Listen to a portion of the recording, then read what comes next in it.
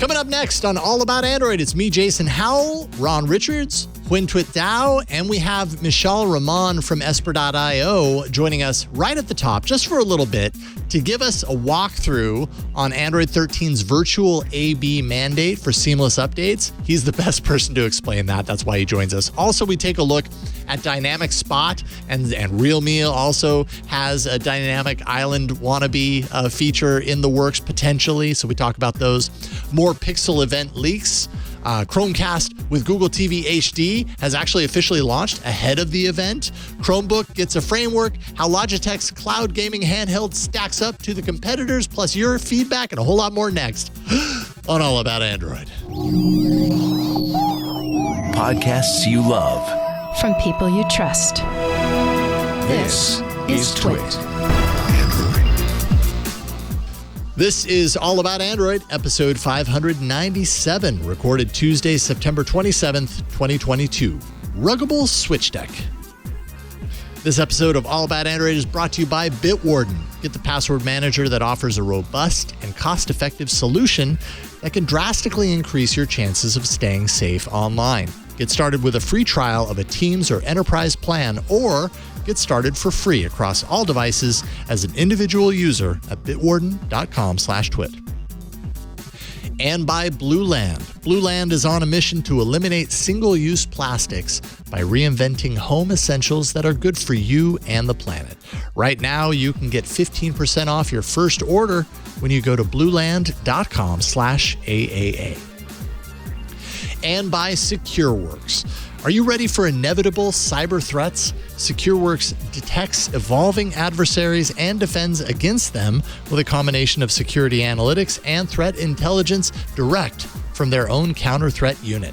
Visit secureworks.com/twit to get a free trial of Taegis Extended Detection and Response, also referenced as XDR.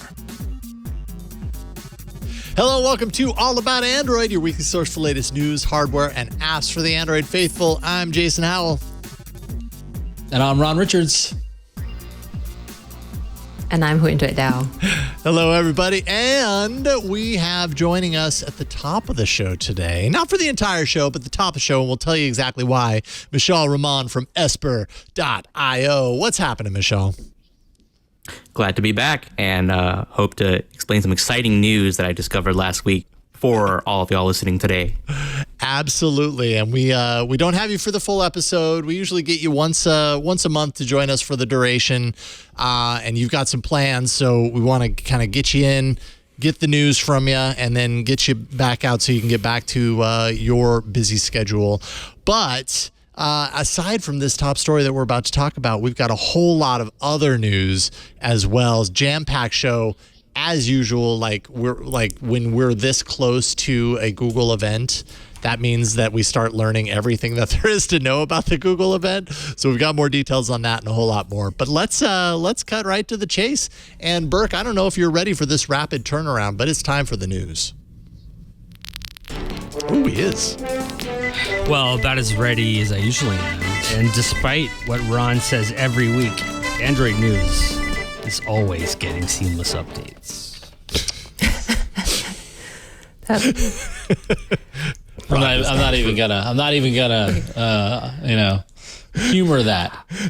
Okay, so the Android faithful gets seamless Android news, and if you're a Pixel using Android faithful, you're probably also very used to seamless updates to your OS, which allows for the installation of Android updates in the background, and only after a quick reboot do you have a nice shiny version of Android. But for some of us Android faithful, notably in particular those of us using Samsung devices, you might be thinking, wow, that sounds great.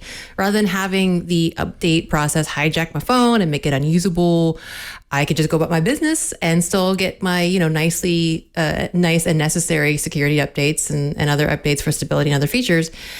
And, when you're faced with the prospect of having your phone be unusable for a significant time while updating in the year of our smartphone 2022, it might get really tempting to start deferring updates. So, okay, you might be asking, well, why doesn't everyone, including, the world's largest Android OEM, have seamless updates? Like, that's kind of a no-brainer, right? Well, to be fair to the OEMs, for once, it's not that straightforward of a question. And in fact, it is a question that OEMs will probably need to start thinking a little bit harder about real soon. And the reason for that comes from something that Michel hinted that he found is really big news in one of his, as usual, amazing, super in-depth and informative write-ups about this whole thing with seamless updates. Okay, so Michel, let's start off by saying, okay, seamless updates seems like kind of an obvious thing. It is a better user experience. It encourages people to update. Why aren't all manufacturers doing seamless updates? What's like the deal there?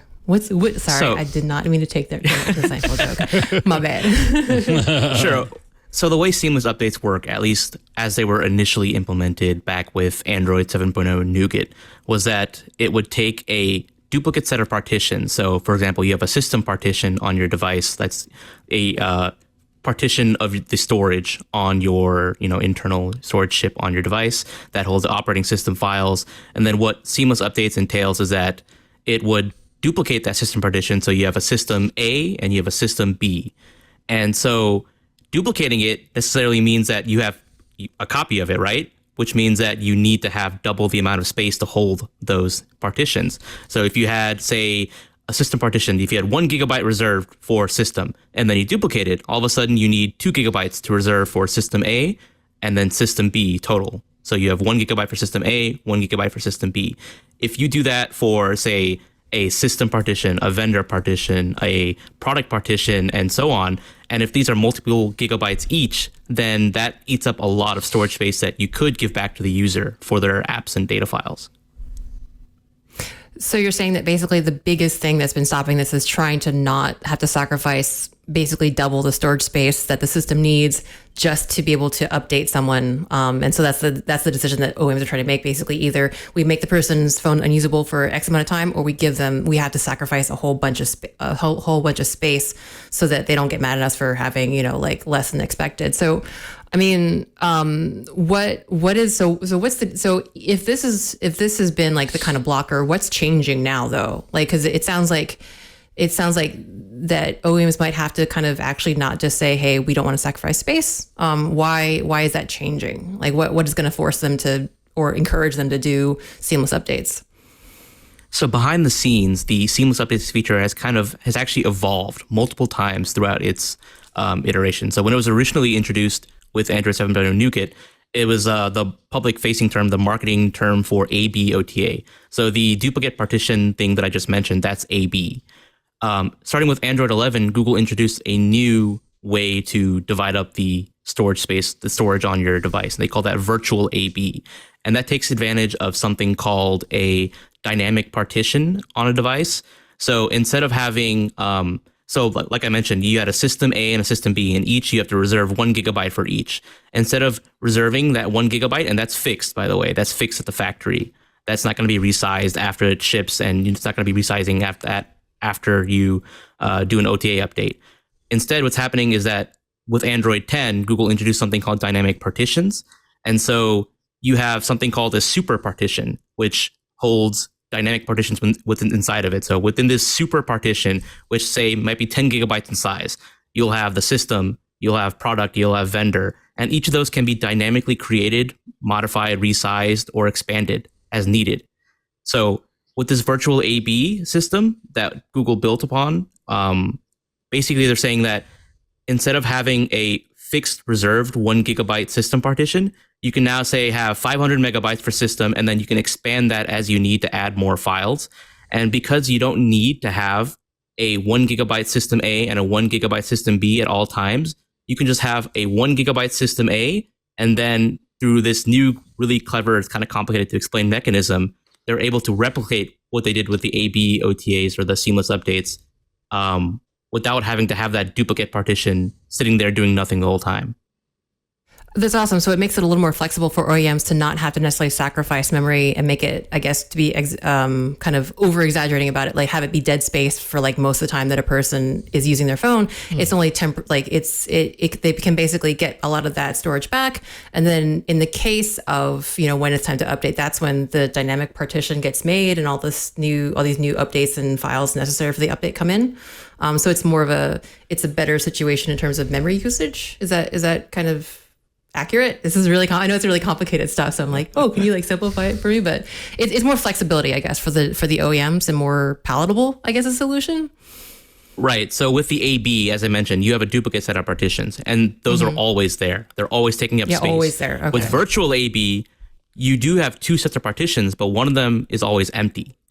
And then when it comes time to do an OTA update, there's a clever mechanism where it copies your active partitions, and then it basically tracks. It uses the update engine, which is like the updater process. It writes updates to that copied version of your active partitions, and then it tracks any changes that it made to that copy. And then once it's done and validated, it makes sure that, okay, my copied version plus the changes, that's a bootable image. Then after that's verified, then after you reboot the device, what happens is it says, okay, let's merge all those changes back to the active partitions. So basically it's creating a second partition and then doing all this stuff in the background. And then once it's verified as good, it deletes that space and it frees it back up for the user. So it frees it back up. So now that, so that means that this process is not, okay, we'll just be dramatic and call it wasting memory. So there's a lot more options for seamless updates that make it a little more palatable to OEMs, but it's not just that it's an option for them, but you discovered that it might become mandatory in the future for OEMs to actually do seamless updates. Can you tell us like, how did you find that out? And like, what is like the timeline for this? Like, is this actually going to be a requirement for OEMs now? So Google's actually been working towards making this a requirement. So back in 2020, they published a blog post saying that virtual AB would be the only supported OTA update mechanism going forward in Android. Because right now they have to support multiple different ways to do OTA updates. They have to support the non-AB, which is the traditional or the one you see on Samsung where it boots into recovery and then does all that update stuff. Then you have the regular AB and then you have virtual AB. So you have all these different update mechanisms, and a lot of that, maintaining all of that support for all of that is kind of a lot of work for Google. So they want to push OEMs and everyone to use virtual AB across the board, and they tried to do that actually with Android 11, which is the OS where virtual AB was first introduced. They wanted to make it a requirement, but as I reported back when I first discovered that requirement, they actually rescinded that requirement and they said, okay, we're not going to push this requirement anymore. And so I suspect the reason is because the way virtual AB was originally introduced it was still kind of space inefficient. And so Google did some more work on the background. With Android 12, they introduced virtual AB with compression. And that makes the non-AB almost equivalent to virtual AB with compression. If you look at the end of the article, if you show that up, Burke, there's a table that shows the differences between non-AB, AB, virtual AB, and virtual AB with compression. And if you look at like the sizes, you can see that it's the non-AB, which is what Samsung uses right now, is almost the same in terms of space efficiency as virtual AB compressed. So you can see in that table at the bottom where it says total storage required to apply OTA, about 5.9 gigabytes for non-AB versus virtual AB compressed, which is all the way on the right, which is supported on Android 12 and later. It's about 6.6 gigabytes. So it's not that big of a difference. Whereas if you look at AB before, it said 9 gigabytes. So 5.9 to 9 gigabytes, that's 3 gigabytes. Right, that's like 50% more, Yeah, it's huge. And this sounds, this isn't, that whole bit isn't terribly surprising, because how many times have we seen Google come up with a concept for Android that they want people to adopt and not quite have it figured out for a couple of years, right? Like, what scope storage comes to mind. Right. Yeah. Like all like these other ideas, like they know they want to do something, but the actual execution is a little harder than the idea, right? And they get there eventually. Yeah. Exactly. Yeah, they do this a lot, like where they have these neat engineering ideas, but actually getting OEMs on board with them.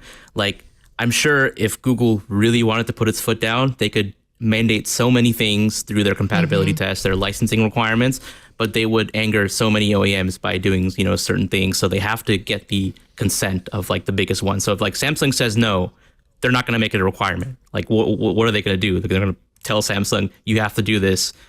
Samsung has a lot of leverage, obviously. They're the biggest Android OEM. Yeah.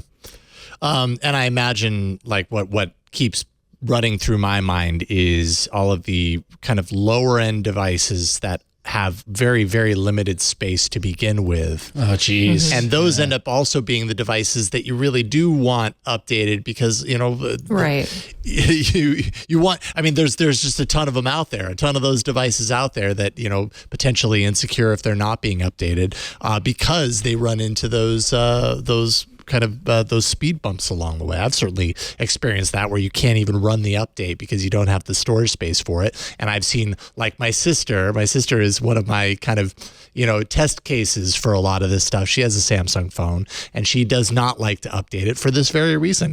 It always introduces new features that I don't want, or, I try to do it, but it tells me there's not enough storage and I don't, why does it do that? It's always like trying to figure out why, how can I be sure that she's always up to date on her phone? Something like this would at least allow that to happen a little bit more than without it. And that's really important for the overall ecosystem numbers, for keeping everything tight. Now, there is one caveat with this change that I discovered. It won't be coming to devices that are upgrading to Android 13. So your existing Samsung device that is running Android 12 that gets an update won't magically change and support seamless updates once it gets an Android 13 update. Why is that? What is the reason for that? Because I've heard that before. And like, is there something about the architecture, the file architecture, like out of the box that's different that you can't just do an over the air update and get to that same point? Why is that? So it is technically possible. It's not that it's, engineering, it's impossible. Google even calls it retrofitting. It's supported by Android.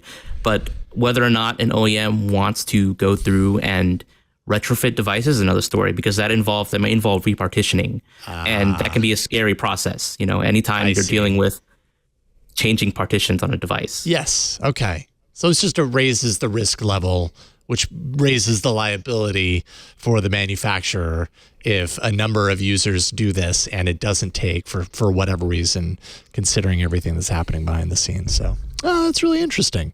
All right. Not bad.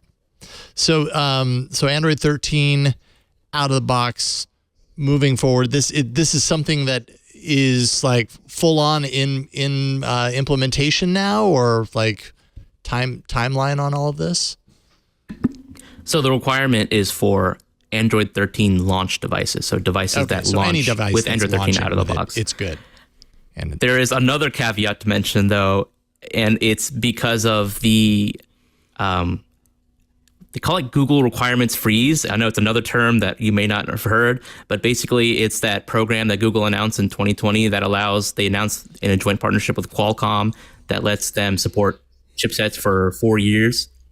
Basically saying that a device that launches with the vendor software that's built for, say, Android 11, you can use that software all the way up to Android 14.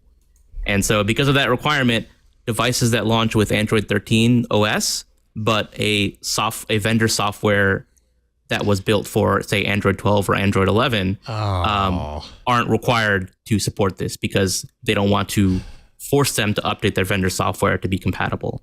And it's a complication of, Google wanting to make updates last longer on devices. So like there's this explicit carve out for those kinds of devices. Yeah, right. That's true. It kind of goes counter to this like trend that we're in the middle of extending the life of these devices. And when you're talking about all these major changes, that's going to go counter to that. It's like competing efforts. It's like on one hand, great, your device lasts longer. On the other hand, you're not going to get a lot of this stuff that's really important to Google and to the wider ecosystem. And it's just going to take longer for that to take place on a larger scale. So interesting stuff. Cool. Any other questions? I don't know. Did we touch on everything, you think? I think so. I just think just overall, it's going to be good for the ecosystem. It just, as you said, Jason, it will take us a while before we all get to think of seamless updates as like a universal Android experience. But it's really cool that, Michelle, that you were able to find this and that to explain why this isn't a thing. Yeah. That's the one thing I actually discovered going to Samsung is like, I have to actually shut off my phone and go into like a recovery mode to update the device, which I hadn't had for a while because I've been using Pixel. So it is fascinating. And it's also fascinating idea that because Samsung is Samsung, they don't need to worry about right now about seamless updates, whereas the rest of us is like, it feels just like part of it, right? Like it seems just kind of, especially with how much we use our smartphones, seems kind of obvious that you'd want to give someone a fairly resilient and unobtrusive way to update. So it is, that's really cool. I did not even know that this was possible for everyone. So it's good to know that maybe in a couple years, 2-3 years, that, you know, in the near future, it'll be a thing. So that was really awesome. That's a really fun find. And I know it's like a lot of technical stuff, but really what it means for us as users is better updating. So keep that phone updated. That's pretty important. Yep. Right on. Well, cool. Michelle, appreciate you hopping on and carving out at least a few minutes for us to explain this. And yeah, super appreciate it. Where do you want to point people? Obviously, esper.io. Tell people what you want them to know. Yeah, so if you're interested in building and deploying, managing a fleet of Android devices, check us out at esper.io. We offer a lot of tools and custom OS development related to, you know, managing Android devices. And if you want to follow me for Android news, I'm on Twitter at Mishal Rahman, or you'll see my blog post at blog.esper.io. And then I also see a lot of stuff, a lot of your posts on make their way on Reddit as well, to the Android subreddit. You're pretty active there too. So chances are you're running across Mishal in a number of different places. So you're a busy guy. So thank you, Mishal. We're privileged to have you on the show as frequently as we can get you. So thank you. Have a great night. Yeah, thanks. See y'all. All right. See you soon. All right, Ron, you got the fun one. Yeah, you got the whiz bang visuals fun one. Anyways, well, I was gonna say seamless updates are important, but it's super under the hood. But if you're looking for some sexy cosmetic on top of the hood kind of stuff, come visit Dynamic Island. Kicking myself for not predicting this on recent shows, by the way, but sure enough, after last week's show when we were talking about that, it's been 2 weeks now talking about the Dynamic Island that is offered in the new version of iOS. I feel like our social media, Twitter, just blew up a couple of days after last week's show. People letting us know, pointing us to various articles. My favorite was the one that, you know, Flo of the show, All About Android, wrote for Gizmodo about the fact that now, yes, you, an Android user, could have a dynamic island because there's a new app called dynamicSpot. Is an app that brings the functionality to Android. There's a couple other ones lurking. And like I said, I'm kicking myself for not predicting that there would be a lot of Me Too, let's replicate this on Android in response to the app.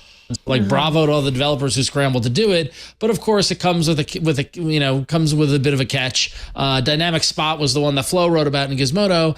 It's free to download or $5 to use the app on the lock screen. And basically what you can do is you can select which app it uses, and then Flo points out in her article it doesn't allow for moving the dynamic island over on devices with non-centered cameras. Right, so a little bit of flaw there. That's a pretty big one. Yeah, I have to imagine they're going to bake that in at some point. Yeah, exactly. I mean, that's the thing in the Android world, right? Like cameras are all over the place. You never know where you're going to have a camera. But here's the thing: Flo points out that this is beta and it's a beta app. But with a little bit of judginess, Flo says, this is simply not the same thing that Apple offers, which is true. It's a lookalike. It's definitely a Me Too kind of thing, but not yet. So then this is laying the groundwork for the independent developers to try to make the dynamic island concept work on Android, and then give it another 2 versions of Android before it's native to the OS, I think. So I highly doubt it. There are so many things about this. And I say this, and I don't mean this as an insult to Dynamic Island as like an Android person. I think it's a great feature. And I don't mean this against, devs who are trying this, but this is such, the more I look into the Dynamic Island, the more it is such a special, like, iOS thing. So I didn't know this, but I don't know, maybe everybody knows this, but I didn't. The Dynamic Island is only available on the iPhone 14 Pro and Pro Max. Just the Pro and Pro Max, that's right. Which to me is insane because nominally it's a software feature. There really shouldn't be much reason it's not on the iPhone 14, but it's because of the damn camera. Well, hold on. it's Are you saying that there's a software feature that's only available on a certain select number of phones? I mean, is that another Android play from the Android playbook that Apple picked up, or what? and I mean, it's like okay, so Apple has their walled garden, and now there's like a private island within the walled garden. But that's why this works. And I think the thing that's missing, and I don't want to like drag on the efforts of my fellow Android devs, but like I think the thing that is missing here is that the reason that it only is on this one dang phone is that design. Like you can kind of tell, I mean, like even on Android and presumably on iPhone, you can tell an app where the cutout is. But you can tell from the way the dynamic island has been implemented that it's not just that they're sticking stuff around the hole. Like a lot of the content, like if you look at like the photos of the dynamic island, like especially for example, the call widget that comes up, they have been very careful about how they are able to design around this dead space. Oh yeah, absolutely. And so that's design, that's a lot of effort. And it makes sense that you're going to do this on one phone where you know exactly where it is. And so Android, that's just a lot harder. And like just in general, like, sorry, go ahead. No, go on. Finish that. No, but just in general, like being an Android dev is tough because you want it. There's like a push and pull between making something really adaptive that looks good on a lot of things, like in a lot of places, and something that looks amazing in a couple of places. And that's where iPhone really has the advantage, and this makes sense. Totally agree. And so if you're a generic developer and want to do this for every Android app, you're going to be putting a lot of work in. And it's just like, even just wrapping content when the user has like super large display size, text size, or wrapping German. We use German a lot when we try to push the bounds of our like UI testing. It's just really hard to do this generically across a lot of Android apps, or so I think it's going to be tough. It's going to always be something that's not quite the same. And I don't discourage anyone from trying it because I'm all for new UI, UX. So either it's like an Android dev doing their best and it's never going to look quite as good in every situation, or it's going to be like Realme and they're going to start crowdsourcing the important part, which is the design and the idea. I was just about to. That was what I was trying to jump in here and say is that the other interesting article that comes from it was in 9 to 5 Google, where a friend of the show Ben Schoon wrote about what Realme, which is a sub brand of Oppo, has done, which is they basically challenged their community to create a Realme island. That would expand out from their whole punch selfie camera on the front of the phone. And, they point out that the space can be used to display incoming phone call alerts and notifications and more. And, which is all very similar to the conversation that's being had by Apple. But it shows that, there's some thought from other manufacturers about exactly how the dynamic island concept could be used from when to the point that you made, like a organic design of software around the hardware, which I think is interesting.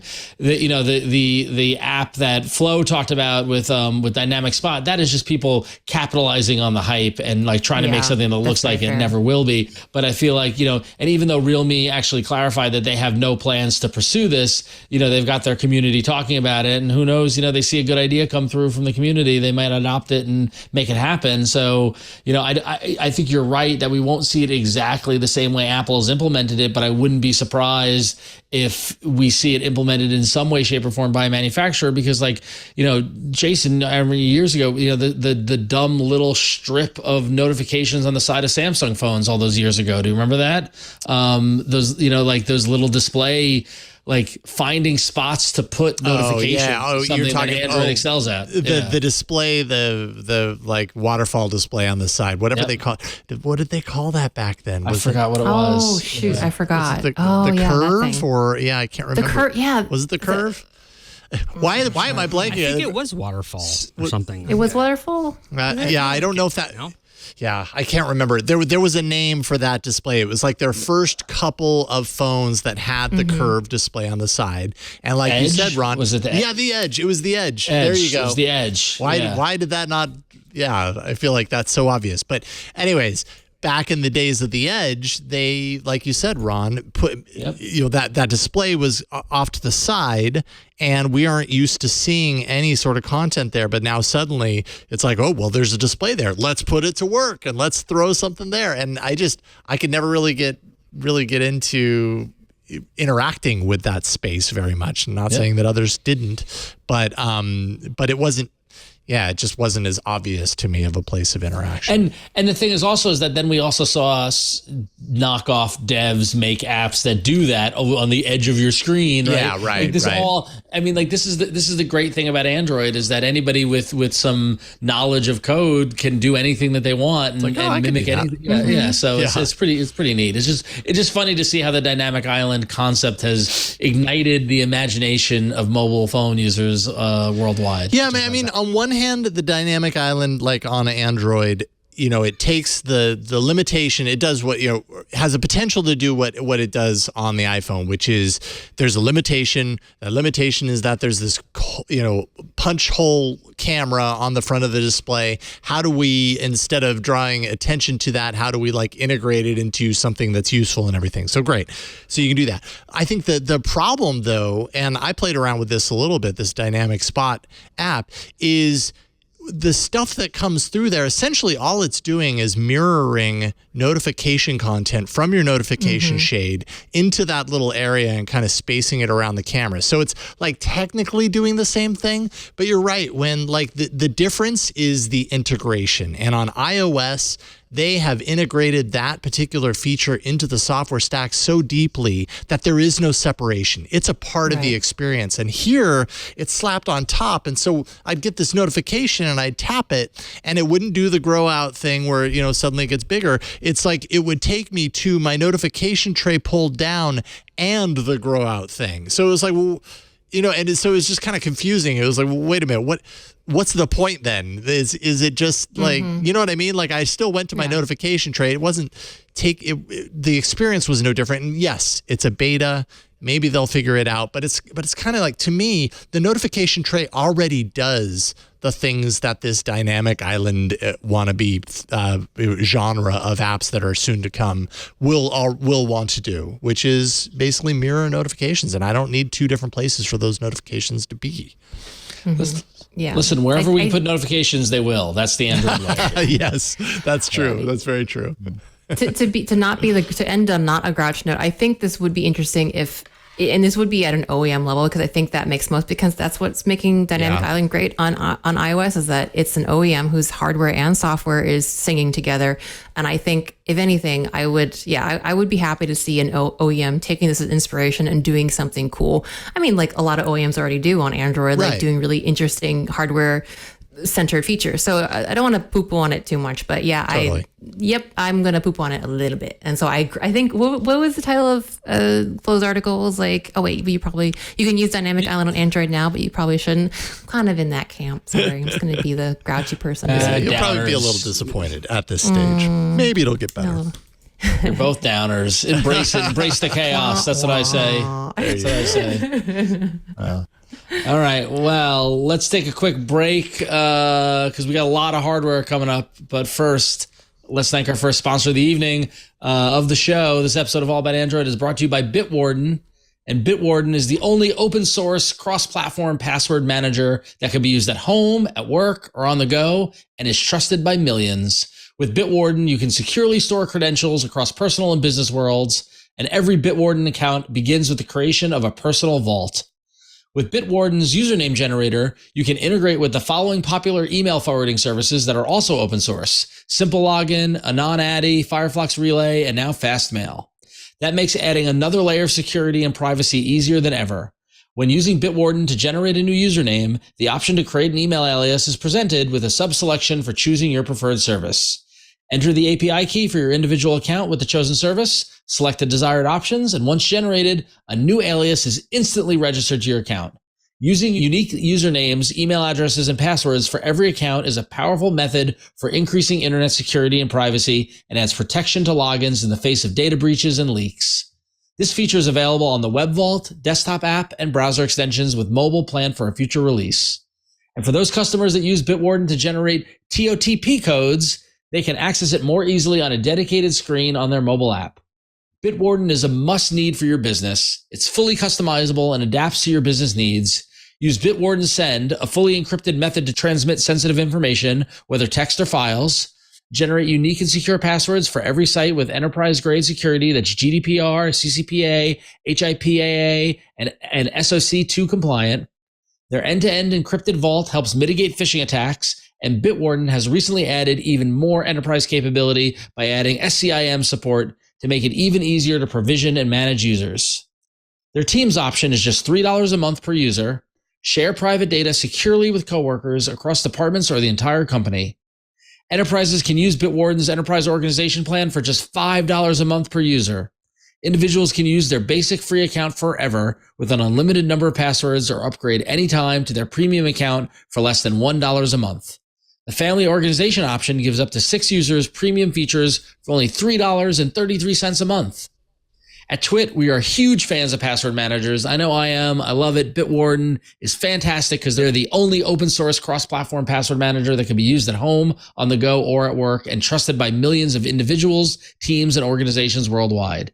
Get started with a free trial of a Teams or Enterprise plan, or get started for free across all devices as an individual user at bitwarden.com/twit.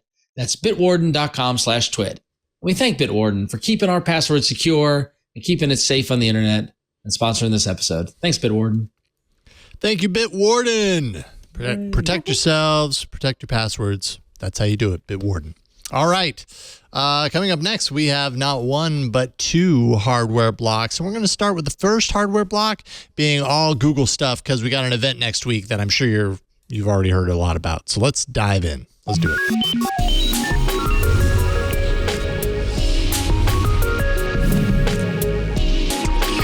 And actually, now that I think about it, a part of this block has to do with the event. The other part of this block is kind of surprising because we kind of thought we were going to see this new Chromecast, this like cheaper, less expensive Chromecast that's just HD and not 4K.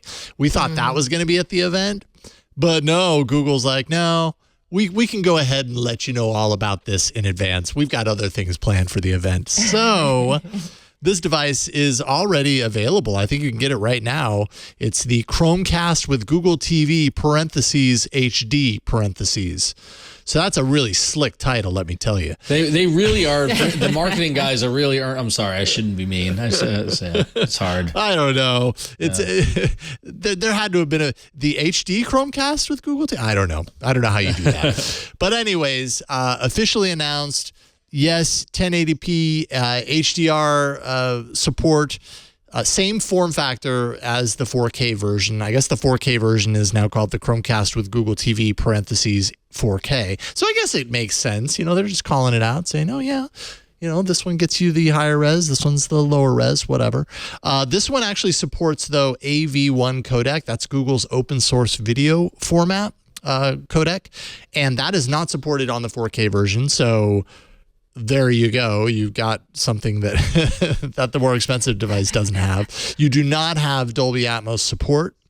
So this is really like when I think about it, you might have, you know, in your living room, your 4K display, and then you might have in your bedrooms, your HD display that, you know, you don't have your Dolby Atmos system in there. You don't need a 4K stick in there. Great. This is what you get. $30. The 4K version is $50. So you save 20. You get this for all those other TVs, and yeah, not bad. I mean, I don't know what else there is to say about this other than nice to save $20 if you don't need it. If you don't need the 4K. Parentheses HD. That's all you can say.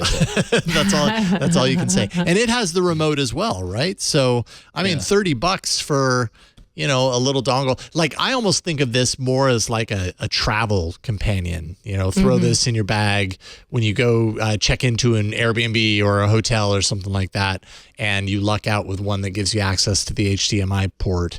You can just throw it in there, and, you know, then you're not stuck to whatever they have set up there. You can bring your stuff with you already signed in and everything. So not bad for $30. Cool. Yeah. Yeah. Mystery solved. Sorry, go ahead. Go ahead. No, okay. I'm going to go ahead. Okay.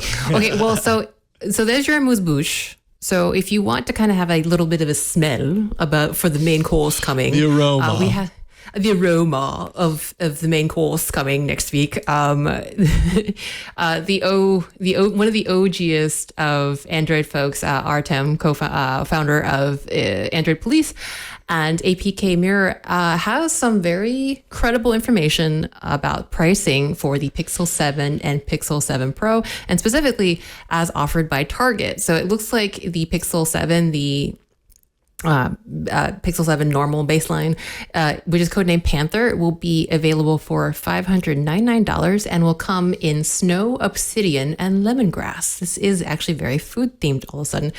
And if you are more kind of a Pixel 7 Pro person, which by the way was codenamed Cheetah, that will cost you $899 US and will be available in snow, obsidian, and hazel colors. And by the way, if you buy it off of Target, you will get a little bonus. Presumably this bonus occurs during the pre-order period, but it looks like if you order from Target, you will probably get a $100 gift card for pre-ordering the baseline Pixel 7. Not and bad. Looks like you're gonna get not bad.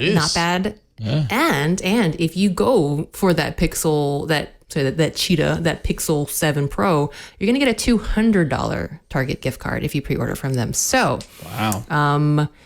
Pre-orders are going to start presumably Thursday, October 6th. And then, of course, the launch date is still, sounds like the launch date is currently still listed as October 13th at the Made by Google event. But anyway, if you're looking to pre-order and you don't mind buying from Target, you might get a little extra bonus there, a little extra, goodie, a little extra. I can't think of a culinary term. Incentive. Thank you. The chef's going to send out an extra round gratis. There you gratis go. A little to the table. gratis. A little bit of something to go with it. Okay. Yeah. All right. So I to wrap really, this up, I really respect. I respect the attempt to stick to the bit. So, We're trying. I We're really try trying. it. I think actually, though, as far as the timing is concerned, right? And the event happens next Thursday. The according to this anyways, release the following Thursday. That's a pretty solid turnaround. I mean, I realize it's not a day of release, but I don't think Google has ever really done a day of release with these hardware events. And I feel like a week afterwards, like here's the hardware, go ahead and pre-order. You're going to have it in a week. I feel like that's a pretty solid turnaround time. Yeah.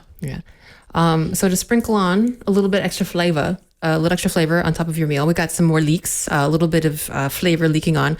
A leek flavor? Leeks. Yeah. Leeks are good. It's a little thick fur. So this is a real simple one. Basically, we finally, if you are on Facebook and you're part of the Pixel Superfans group on Facebook, you have now seen the front of the Pixel 7. Like pretty much we've been getting kind of like, just back views of the Pixel 7 these whole months. But if you're part of the Pixel Superfans group, you'll see the front of the screen. Nothing like outrageous. It's less curved this year. So if you're that kind of person who wasn't a big fan of the larger curvature on the Pixel 6, you'll be happy. And finally, in another leak, which if you dig in a little bit is also from a Target, someone who works at a retail store opened a box of Pixel Watch boxes. And so we didn't, of course, get a look at the Pixel Watch inside, but we can see the box if you're into speculating about the watch based on the box.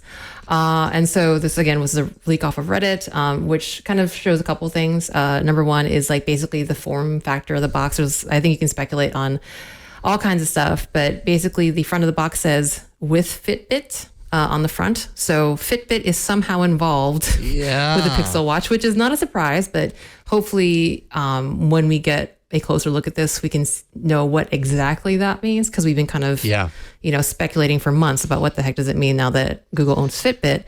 And also, I think there's some speculation about maybe the band doesn't come attached from the shape of the box. So because it's a proprietary band, that just might mean there's kind of like a natural onboarding for folks to install their new band. And also, that's pretty much, I guess the other thing we know is that retailers are getting them. So they're getting them right now, right? Like if those boxes are arriving. So I think that's interesting to see the Fitbit mention there coming off from the couple of weeks ago, back in August, when Fitbit had their very quiet product announcement. And we're just like, where's the Wear OS connection, or where's the Google? And like, it seemed very Fitbit still doing their own thing, but I never thought about the reversal of that. Mm-hmm. Right? Would Fitbit be implemented into the watch? And like that seems somewhat an interesting approach to take. Yeah. So. Yeah, very interesting. Another thing, and I actually didn't link to the story in here, but I thought this was funny. Somebody was, from my memory, somebody was walking in a mall or near an area where some of these watches were, and they were setting it up and they know this because they looked on their phone and they had a fast pair request from the Pixel Watch. Great. They couldn't do anything with it because, from my understanding, with the new Wear OS, setup has to happen through an app that's made by the manufacturer of the watch. So they create an app that ties into the watch. So Google's going to have a Pixel Watch app that allows you to kind of like complete the setup. And so their Fast Pair pointed them to the Play Store to go to that app, but that didn't work. And so, they couldn't go any further than that. But that's one way to get outed for your new product. It's like, on one hand, we've got this really great feature that makes it really easy to set up new hardware. It's super fast pairing, but on the other hand, it totally outs your device because it's that easy. That's a very specific moment in time. Totally. Use case, right? Where you look at your phone and you're like, whoa, okay. That's funny. Apparently that exists. That's awesome. Cool. Yeah. Well, so while we know that the Pixel 7, Pixel 7 Pro, and the Pixel Watch are likely coming next week, we do know for sure. We don't know for sure, but we're pretty safe bet that there won't be a Pixel Book coming out next week at the next event. Yeah, pretty sure. But apparently Google is working with Framework to bring an upgradable Chromebook to market, which is interesting. $1,000 base model, which requires a $100 deposit to get a place in line. And it's got a 12th gen Intel Core i5 1240p processor, 8 to 64 gig of RAM, and 256 gig to 1 terabyte of storage. And if you're not familiar, Framework is all about modularity. And so it's got USB-C, USB-A, microSD, HDMI, DisplayPort, and Ethernet port modules. Only 4 at a time, though, so you got to choose which 4 modules you want at a time. And it's got no touchscreen support or no stylus support. But I got to tell you, man, this really scratches my itch for a modular phone. I never thought about a modular laptop before a Chromebook. That's pretty cool. There you go. Well, I mean, this is kind of like the way computers used to be. Exactly. Yeah. I mean, I don't know that they were necessarily referred to as modular, but you got a computer.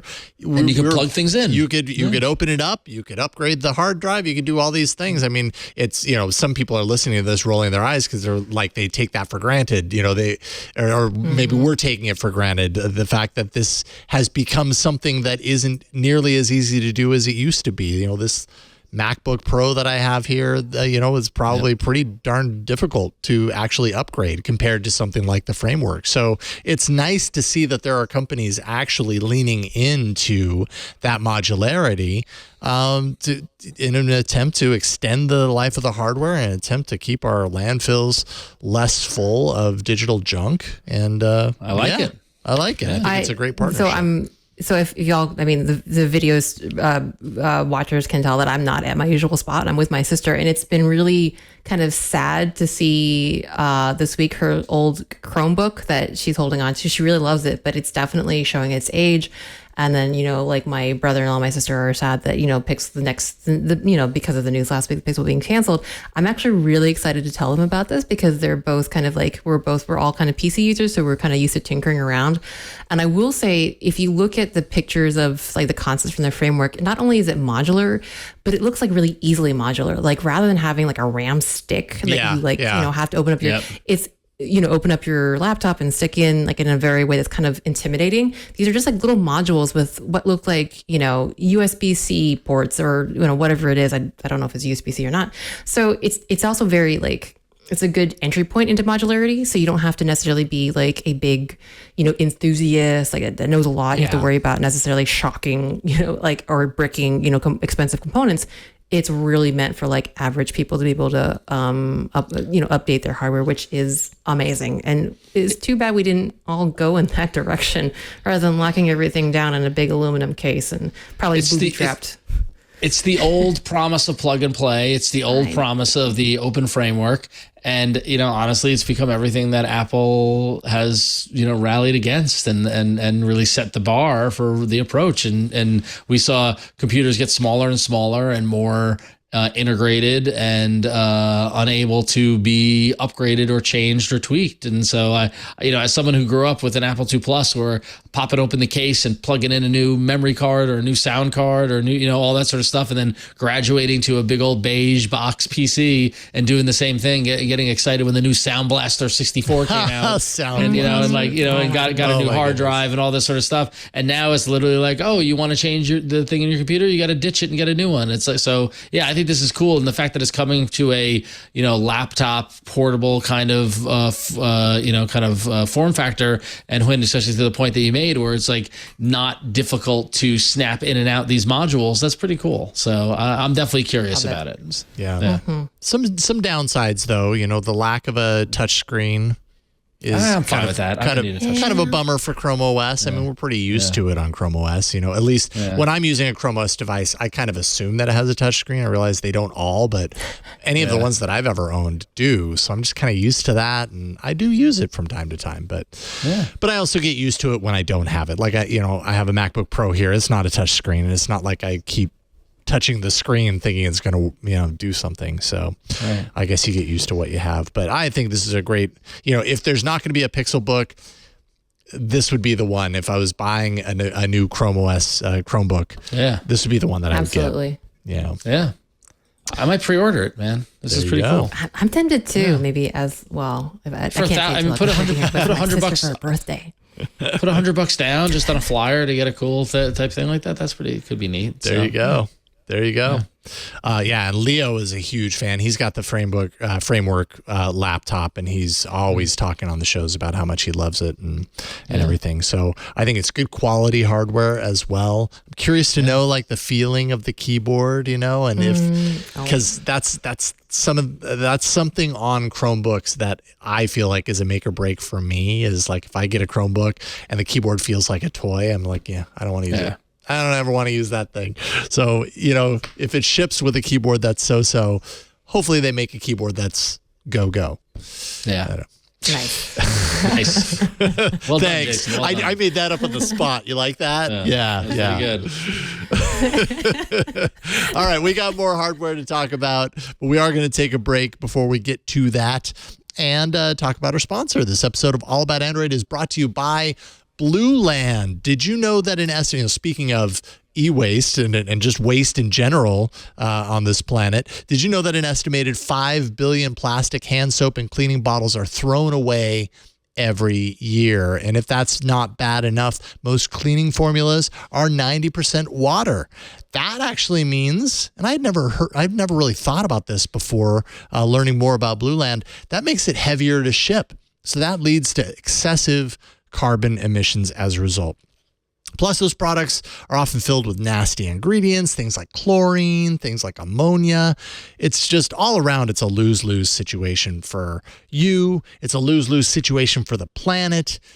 And maybe you feel overwhelmed by the number of plastic bottles and the containers that you're throwing away.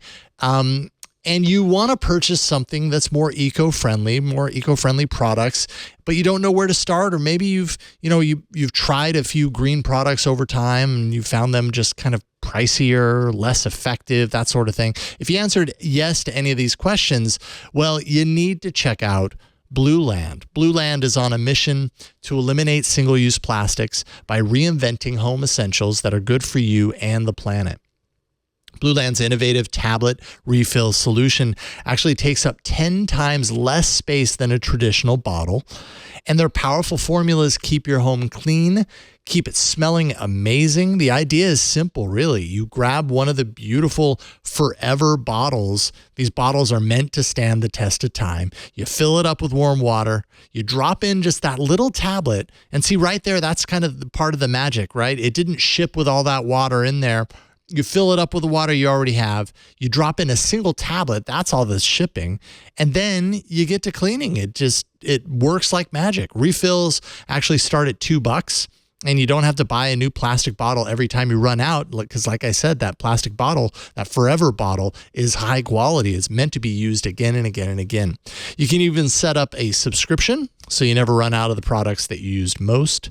And you can save even more when you buy in bulk. So they've got cleaning sprays, they've got hand soap, toilet cleaner, laundry tablets. All Blue Land products are made with ingredients that you can feel good about. In our home, we've been using Blue Land since before they were even a sponsor on All About Android and on the Twit network. Fantastic. We've got the hand soap dispensers in every one of our bathrooms and in the kitchen. We've used the laundry detergent. We've got the bottles for like our cleaning sprays, a window cleaner, a multi-purpose cleaner, all that stuff. Just really high quality bottles. It's just really great product. And you know that you're helping the planet by not throwing away a bunch of plastic at the end of the day. Try their Clean Essentials Kit. This has everything you need to get started. Blue Land products come in these just wonderful, like refreshing signature scents like Iris Agave. There's fresh lemon. I love lemon. Eucalyptus mint. And then actually for a limited time, their hand soap is getting a fall upgrade. They have 3 refreshing new scents: apple butter, vanilla chai, and maple pumpkin, for all you pumpkin lovers out there. So check it out. Right now, you can get 15% off your first order when you go to blueland.com/AAA. That's 15%. You get that off your first order of any Blue Land products. All you got to do is go to blueland.com/AAA. Important to go there. That gets you your 15%. That also lets them know that you heard about it while watching or listening to this show, All About Android. blueland.com/AAA. And we thank Blue Land for their support of this show and the Twit network. All right. Now we've got more hardware to talk about. Throw the ball over to you, Ron. Thank you, sir. Thank you. I like the ball. And what I also like are rugged hardware devices. Oh, I know. Also known as tough devices. So here I am with the latest, because of all people, Samsung brings us the Samsung Galaxy Tab Active 4 Pro tablet and the Samsung Galaxy X Cover 6 Pro. Samsung getting into the ruggable you little ruggable device, you. Ruggable is actually I like it. those washable rugs that I keep getting ads for on Instagram. But yeah, so these 2 new Samsung devices have removable batteries, which is like, I feel like something from yesteryear. Yeah, it right? really is. They are MIL-STD-810H compliant, which makes sure that they are compliant for high altitudes, extreme temperatures, extreme vibration, and humidity. So much extreme. They're IP68 certified as well. They've got micro SD slots, 5G and Wi-Fi 6E compatibility. The tablet is $650 and it's available today. So you can just go get it right now. Extreme right now. Phone pricing is coming. Phone pricing is coming soon, and the phone will be available on October 20th. So if you need a rugged tablet or a rugged phone, Samsung could be your next choice. There you go. I did not predict Samsung getting into the rugged game. They've had the rugged thing going, haven't they? They've had other rugged devices. They had the. Was it the Active series? But maybe that's not. Maybe that there's probably tiers to ruggedness to the Ruggable line.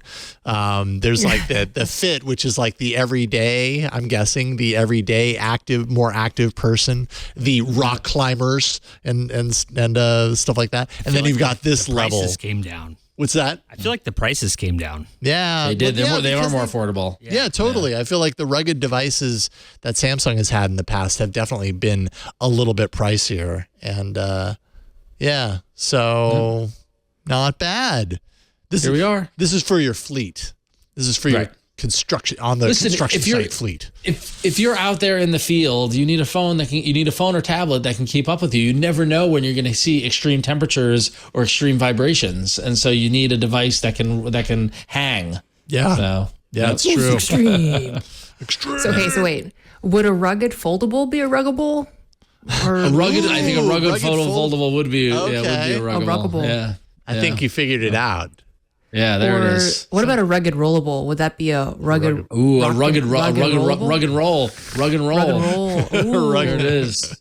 Ruggable and roll. Samsung, you need to pay us for this. Okay, you can have our ideas, but we can need a little kickback on that. So, okay, we don't have a rugged we don't really have a rugged foldable. What are we? They're hard to Ruggable? say. I get it. They're hard to say. Rugged foldable. So, Ruggable. Well, I've got a foldable for you. It's not rugged, but it is from Vivo, which means none of us in the US are probably going to get it anytime soon. But in the discourse of foldables, we have a new contestant entering the ring, and that is the upgraded version of the previous Vivo X Fold, and this is the X Fold Plus. And it is very similar to the X Fold, original X Fold, including its design, but there are some notable upgrades. So the most notable probably is that the X Fold Plus has the Snapdragon 8 Plus Gen 1 chip, as opposed to like the previous version having the regular old Snapdragon 8 Gen 1. The Fold Plus has the Snapdragon 8 Plus, so like a nice processor in there. It has a slightly bigger battery and slightly faster wired charging at 4730 milliamps and 80 watts wired charging over the previous 46 milliamp and 66 watt wired charging. This Vivo X Fold Plus also has 50 watt wireless charging. It's got kind of basically the rest of it's very samesies. It's got a 6.53 OLED 120 hertz front screen, an 8.03 inch inner foldable screen with UTG protection anti-glare coating. Both inner and both the innie and the outie. The innie and the outie, okay. The innie and the outie have an ultrasonic fingerprint sensor, and actually kind of like with the Z Folds, the Samsung Z Folds, where you can kind of like where the hinge is like multi-angle. The X Fold Plus is similar, where you can kind of sort of make it into an ad hoc tripod or ad hoc like little stand kind of thing. Yeah. So if you are picking up the X Fold Plus, you can try to make it stand up, which, you know, good luck on that. I've tried that with my Z Fold 4 to varying degrees of success. And to wrap it up, the X Fold Plus is not too different than the X Fold. Same kind of camera system, 50 megapixel main, 48 megapixel ultra wide, 12 megapixel telephoto, and an 8 megapixel periscope lens. And no IP rating here. So it is actually not rugged at all. Not at all. That's like the opposite. It's a I don't know what the opposite of anti-rug. Anti-rug. Anti-rug. Anti-ruggable. Delicable. Delicable. Delicable. The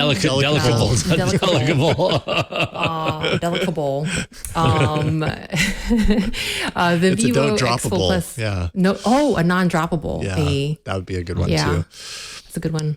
Comes with the Origin OS, which is a flavor of Android based on Android 12, and for now it's a China-only release with the base model at 12 gigabytes of RAM, 256 gigabytes of storage at 9,999 yuan, which is like $1,400 US, and then the higher spec model at 12 gigabytes of RAM, 512 gigabytes of storage goes up to 10,999 yuan, which is 1537 USD. So there you go. Another foldable enters the ring. A bit far for us to observe and to appreciate, but hey, just goes to show you that the foldables are still in the game all across the globe, and we'll see how ruggable or non-ruggable ones will show up. So I don't know. It's ruggable. I just want to say ruggable some more times. Ruggable.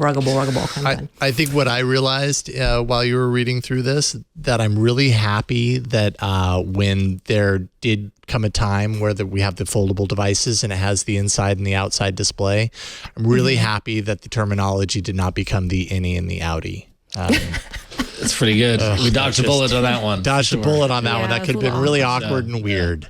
awkward and weird. And I didn't know it until you said it, but I was like, whoo, it could have gone there. Like I could actually see the industry kind of going there. The innie display.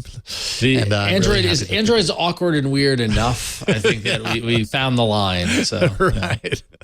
Definite line there.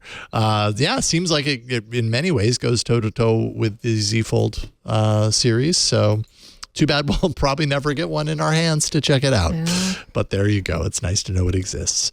And then finally, Logitech officially announced something that we talked about last month. It was rumored the G Cloud gaming handheld handset running Android. This has the Google Play Store. This is the device that has the Play Store, the Xbox Cloud Gaming, and NVIDIA's GeForce Now all on the system. It's really, it's a handheld device with a large screen that looks a lot like, the Steam Deck or the Nintendo Switch, but it's really meant and geared for cloud gaming, though it does have the Play Store on there. So if you end up, you got this thing and you end up at a place where you don't have connectivity, it can still run Android games on the device. They rated it more than 12 hours of battery life. Thank you very much, cloud gaming. Cloud gaming allows that to happen, get more battery life because not as much of that processing is happening on the device. It's happening in the cloud. But yeah, $349.99 and available October 17th. Looks like a nice device. Actually, there is a limited $299.99 pre-order happening right now. So if you were going to get it, now would be the time, and you'll save yourself $50. And then as far as the kind of price comparison where this particular device stands, and this is where I'm like really curious whether this has a future or not by comparison. The Nintendo Switch is $300. So this would be $50 more than a Nintendo Switch. The Switch Deck is the 300. Wait a minute. No, sorry. The Steam Deck. Steam Deck. There we go. I was like, they're named the same thing. The Steam Deck. My notes got all weird. $399. So this is kind of like in between of the Nintendo Switch, which is a very proven handheld. It's hard. Like, I guess in my mind, I guess they serve different purposes, but if I had none of these devices, I don't know that I would immediately think to spend $50 more for this when the Switch costs $50 less. The thing about it is, like, so the Switch has got unbelievable brand recognition with Nintendo, right? You know what you're getting with Nintendo, right? You were getting catalog. Excellent catalog, great legacy titles, Mario and all that sort of stuff, and cool design, the different colored paddles and all that sort of stuff. And it really, the Switch has been a hit for them, and it's fantastic. Big time. But it is the Nintendo Switch, and you're limited by what Nintendo is going to allow you to do with it. You can hack it because we know it's running Android. You can mess with it if you're inclined, but if you're not that kind of person, you're going to be limited to what you can get for the Nintendo Switch. Yeah. Now, I haven't used the Steam Deck as much, but there's or I haven't used it at all. I haven't looked into it as much, but I know that there's, an expanded library and more options in Steam and what Steam offers and provides in that. Yeah. But like, I gotta give Logitech credit though. This seems like a really nice device that is extensible to do other things than just gaming on it. Right? Yeah, I totally agree. Yeah. So. Yeah, or or it is focused on gaming, but it's getting at gaming from a lot of different directions. From a flexibility standpoint. Yeah, from a flexibility standpoint. Yeah, you're absolutely right. It only occurred to me right now while you were talking about the Switch that I was like, wait a minute, when did the Switch launch? The Switch is 5 years old at this point. It is not new hardware, so I guess it actually makes more sense. At that point. Yeah, and I think hearing you talk, it does hold like the middle place between the two, both in price and also as basically you were saying in terms of like the catalog, because obviously, as you said, Nintendo Switch is super limited. Steam Deck is, honestly, the Steam Deck is pretty, I don't want to say unlimited, but pretty wide. And then, I think actually the Logitech being Android games sits kind of closer to the Steam Deck or in the middle, where there's still a variety. There's multiple publishers that are like doing it. They're like, I think that's really cool. And I think this will really appeal, especially to like the huge like swath of like APAC, Asian Pacific based like mobile gamers. Mobile gaming is just, mobile gaming is huge here too, but just the kind of huge swath of like mobile gaming over there, it's like a really good like, complement to a Switch and a Steam Deck. So I am probably going to get one. I actually have a Steam Deck coming too, because I'm a nerd like that. But yeah, I love it. I can't wait. I like seeing it. Cool. If you get one, you got to give it a review. Tell us. Yeah, for sure. I will, and then if once I get the G Cloud, I'll do a comparison. There you go. And now I just want to say, Ruggable Switch Deck needs to be a thing. We just combine all the things together. There it is. And Ruggable Switch Deck. That's also rollable. It's also rollable. Yeah, that's also rollable. Can be put in parentheses at the end of the product name. Yes. Ruggable Switch Deck, parentheses, that's also rollable. And it needs to come in black. Obsidian. There you go. Obsidian. Yeah. Excuse me. Love it. All right. Cool.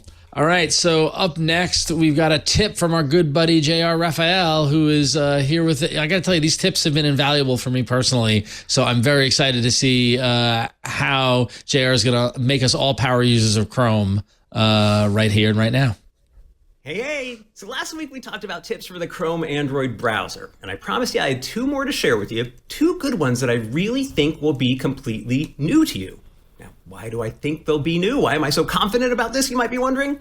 I'll tell you, because these are tips I actually just stumbled onto and discovered for myself pretty recently. So see if you know about these. First up, you know that little house-shaped icon in Chrome's address bar whenever you've got a site open on your phone? It's over there on the far left side of the screen. Well, if you press and hold your finger onto that icon for just a split second, you'll get a pop-up shortcut to edit the Chrome homepage settings. Tap that and you can then change the default new tab page to be anything you want. A site you open up a lot from your phone, the All About Android episodes page, maybe even a Google image search results page showing cascading photos of Jason Howell's face. That's what I use personally. Whatever you prefer, just remember that shortcut and you can change up your browser's homepage whenever you want without any of the steps it usually takes to make it happen. Oh, and if you don't see that icon, by the way, look in Chrome's settings for the section labeled Homepage. That'll let you turn it on. Next, speaking of that Chrome startup page, check this out. Anytime you're on the standard new tab page within Chrome on Android, you'll see your Google profile picture up there in the upper right corner. And little known secret, that's not just there for eye candy. Comely as your profile photo very well may be. So tap that tiny little representation of your head, and look at that. It'll take you right into Chrome's settings, quick as can be. No menu digging, no wasted effort required. I gotta tell you, I realize it makes me a total nerd, to say the absolute very least, but I just love digging up and finding these kind of shortcuts. There's something impossibly satisfying about finding these weird little ways to save steps here and there throughout your day. If you love that as much as I do, man, you've got to check out a cool little course I put together called the Android Shortcut Super Course. It's a full week of lessons featuring my favorite tucked away time savers all throughout Android. You can check it out for yourself and sign up for free right now at androidintel.net/twit. Just look toward the bottom of the page to find it. That link again is androidintel.net/twit. I'll see you there, and I'll see you right back here next week. I don't believe you, JR, that you have a cascading stream of photos of me. I was gonna say, I'm not only shocked by those tips, but I thought I was the only person who had a cascading image search of Jason Howell photos, and so I'm glad to hear that I'm not alone in this world. So, wait, dude, I have one too. Okay. Well, look at that. That's so weird. See, I didn't believe JR when he put it into his video, but now I just think that everybody does. Now I believe it's actually the third part of the series is going to be the embedded cascading Jason Howell image search that's actually in Chrome that you can unlock in the settings. You go into settings, you go to about, you find the version number, and you tap it 10 times, and it pulls up a cascading series of me, of photos of me. There you go. Now you know. The more you know. Thank you, JR. Of course, Android Intelligence. Check out the awesome work that JR Raphael does with Android Intelligence. You got to check it out. I love those tips. Thank you. Keep them coming. Funny. All right, coming up, we've got your feedback and a whole lot more coming up next. But first, this episode of All About Android is brought to you by SecureWorks. SecureWorks is a leader in cybersecurity. They're building solutions for security experts by security experts. SecureWorks offers superior threat detection and rapid incident response, all while making sure that customers are never locked into a single vendor. SecureWorks offers an open extended detection and response platform, Taegis XDR. And why do they do that? Well, maybe you've seen the numbers. In 2022, cybercrime will cost the world $7 trillion. But by 2025, that figure is going to grow to an insane amount, $10.5 trillion by 2025. In 2021, ransomware totaled $20 billion in damages, and attacks occurred every 11 seconds. But skip forward to 2031, ransomware is projected to cost $265 billion per year and strike every 2 seconds. And I believe it. How do you make sure your organization is not the next victim? Well, you've got the answer already. It's SecureWorks Taegis XDR. SecureWorks Tejas provides superior detection. It identifies over 470 billion security events per day, prioritizes the true positive alerts, eliminates alert noise, and allows organizations to focus on the real threat. And in addition, Tejas offers unmatched response with automated response actions to eliminate threats before damage is ever done. And whether your organization has a limited IT staff, maybe a budget, or you run a well-funded, fully staffed security operations center, you're going to receive customized support. With SecureWorks Tejas Managed XDR, you can easily leverage SecureWorks experts to investigate and respond to threats on your behalf, so you can cut dwell times, decrease operational burden, and reduce cost. And with 24/7, 365 days per year coverage, whether you experience a Christmas Day security event or half your team is out sick, you can trust that SecureWorks is behind you. Many companies are actually facing a shortage of security talent right now. Hiring and retention harder than ever. SecureWorks customizes the approach and the coverage level that you get in order to give you exactly what you need. Bottom line, SecureWorks acts as an extension of your security team on day one, alleviating cybersecurity talent gaps. And what happens if you've already found an intruder in your system? What happens then? There's no need to worry. I want you to write this number down and keep this close to you. 1-800-BREACHED. 1-800-BREACHED. That number will connect you with the SecureWorks Emergency Incident Response Team, and then they can provide you with immediate assistance, that's 24/7, in responding to and remediating a possible cyber incident or data breach. At SecureWorks, you can learn more about the ways today's threat environment is evolving and the risks that it can present to your organization, including case studies, reports from their counter threat unit, and more. Just visit secureworks.com/twit. You'll get a free trial of Tejas XDR. That's secureworks.com/twit. SecureWorks, defending every corner of cyberspace. And we thank SecureWorks for their support of All About Android.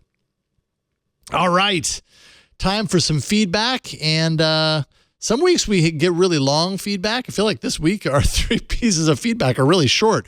But Ron, you got the first one, so take it away.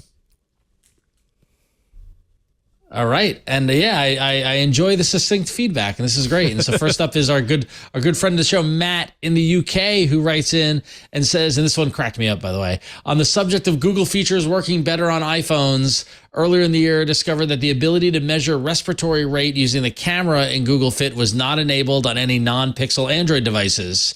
It is, however, fully enabled and working like a charm in Google Fit on my 6-year-old 2016 iPhone SE. Oh, shrug emoji. Weird.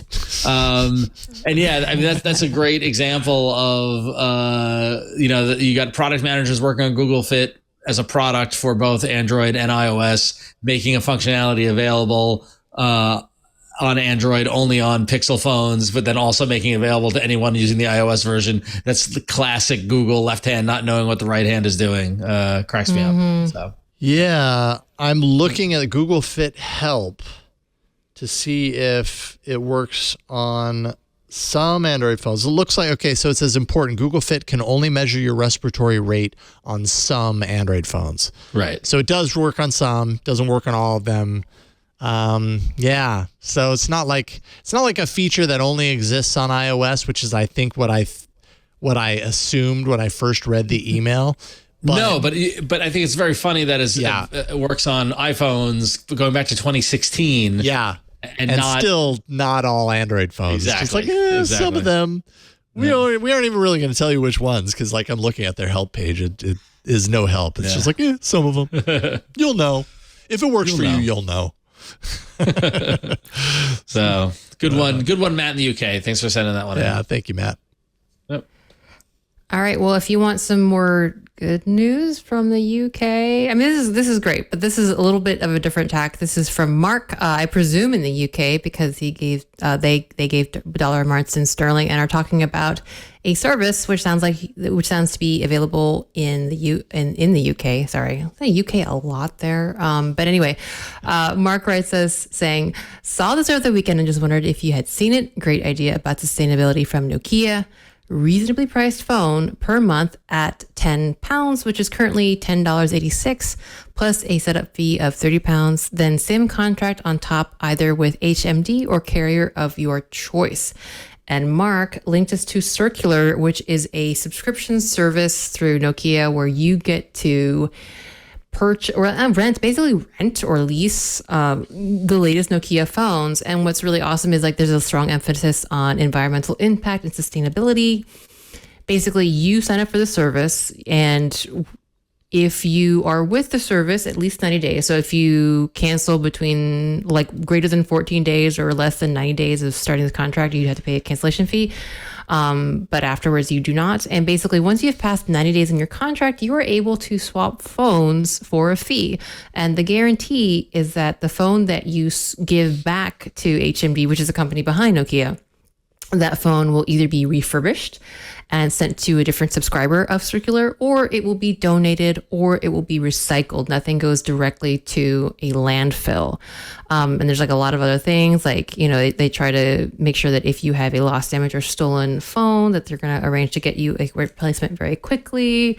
There's also other things in sustainability, like basically Circular is trying to encourage you to stay on this kind of sustainable, green-minded service as long as possible. So whenever you change your phone, there's a fee. But if you keep your phone for at least a year, that fee is cut in half. And if you keep your phone for 2 years, that fee is waived.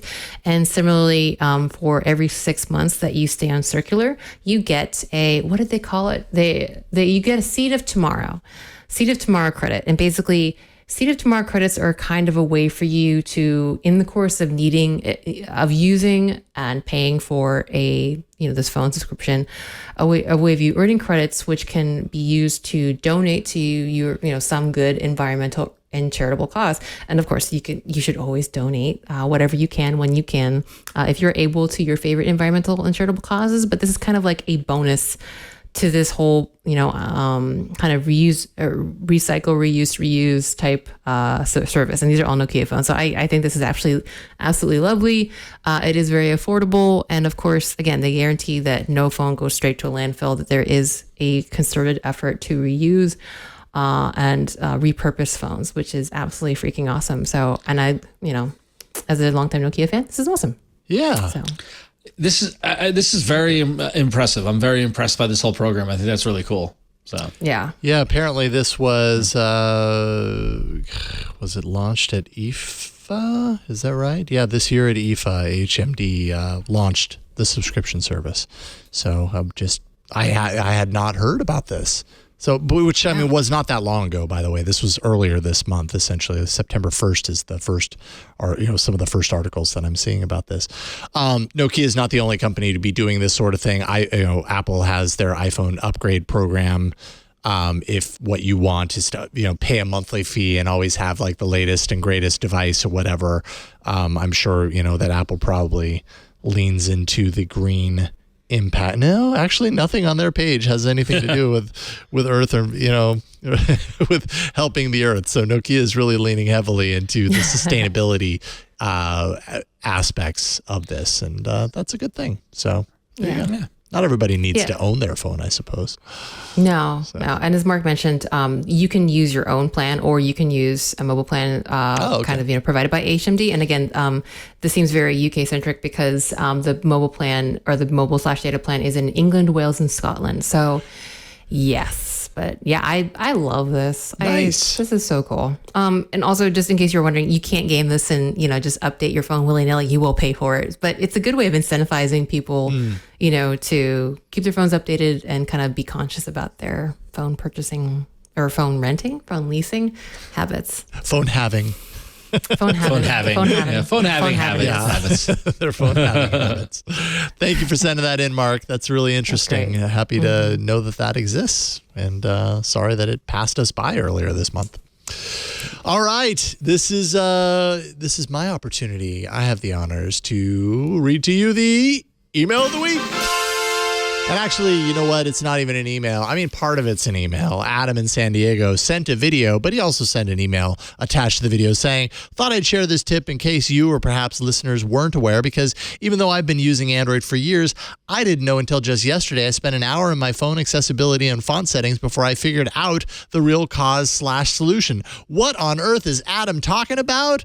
Well, Adam, why don't you tell us?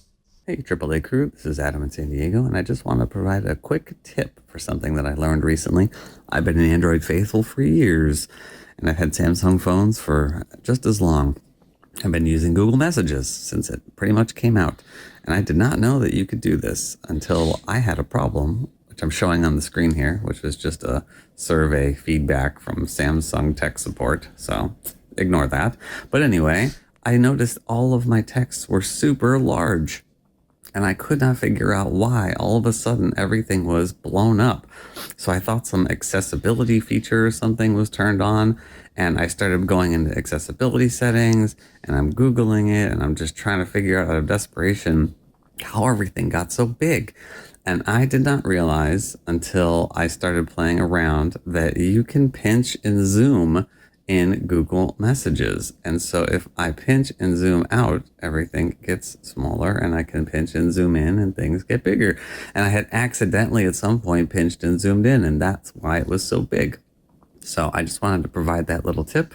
It's your little JR tip moment of the day from a listener and viewer. And I'm not as good as him, but I thought I would still provide it anyway because I thought it was a pretty nifty feature that I did not know existed, and I learned by accident. So thanks. Love the show. Bye.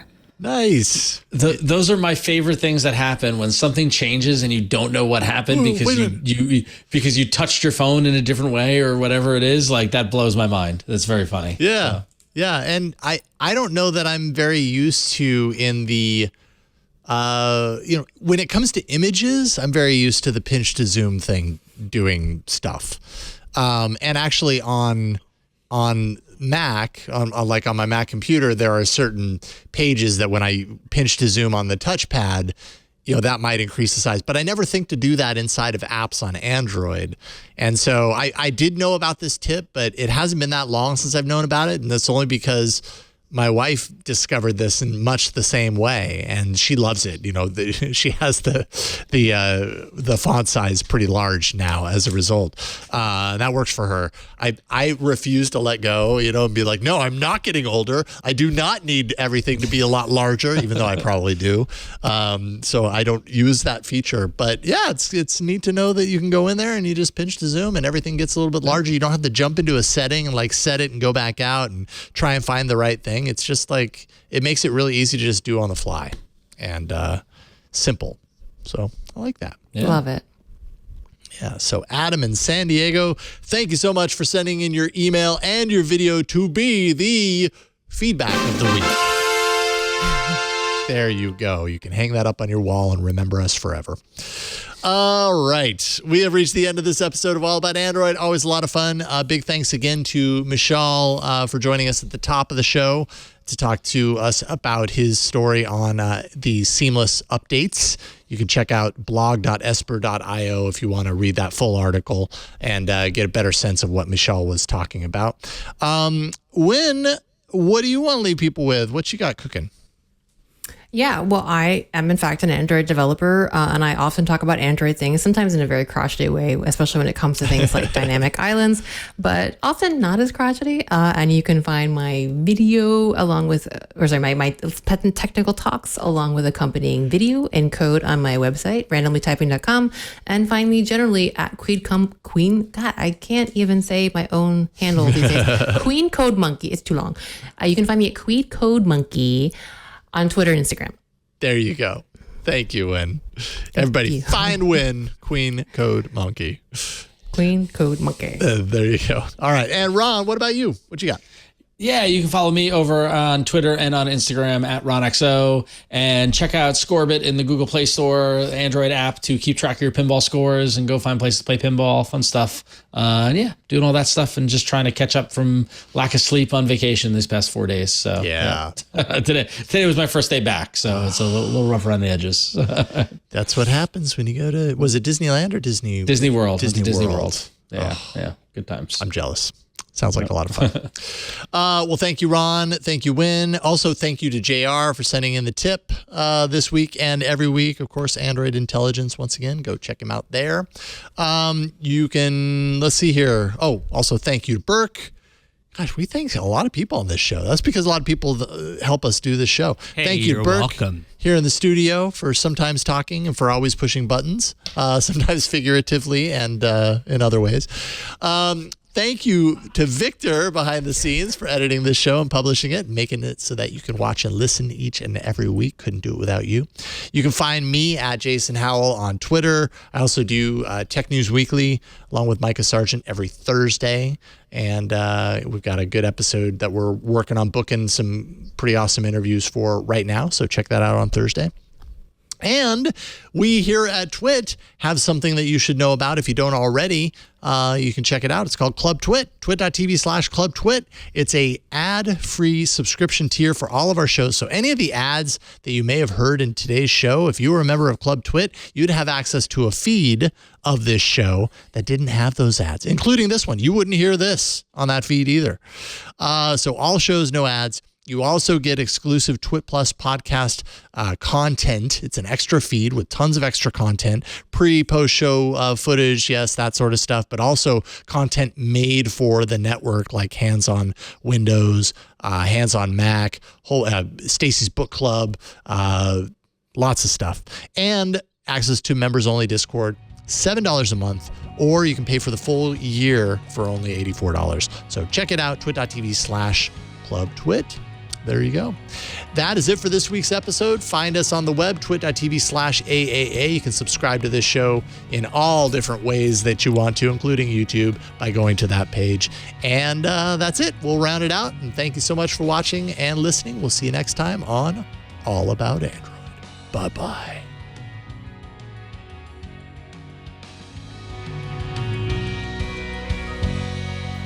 Hey, what's going on, everybody? I am Ant Pruitt, and I am the host of Hands On Photography here on Twit TV. I know you got yourself a fancy smartphone, you got yourself a fancy camera, but your pictures are still lacking. Can't quite figure out what the heck shutter speed means? Watch my show. I got you covered. Want to know more about just the ISO and exposure triangle in general? Yeah, I got you covered. Or if you got all of that down, you want to get into lighting, making things look better by changing the lights around you. I got you covered on that too. So check us out each and every Thursday here on the network. Go to twit.tv/hop and subscribe today.